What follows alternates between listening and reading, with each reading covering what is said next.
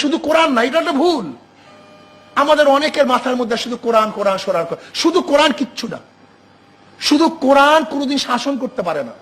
কোরআন যেভাবে বলে শুনে রাখো, শুধু অর্থনীতি সমাজনীতি নয়, শুধু রাজনীতি আর শিক্ষানীতি যুদ্ধনীতি নয়, তোমার জীবনে যা কিছু দরকার, ইহকালে যা কিছু দরকার, পরকালে সব কথাগুলি আল্লাহ রাব্বুল আলামিন আমি কোরআনের সিনার ভিতরে খুলে খুলে বর্ণনা করে দিয়েছেন।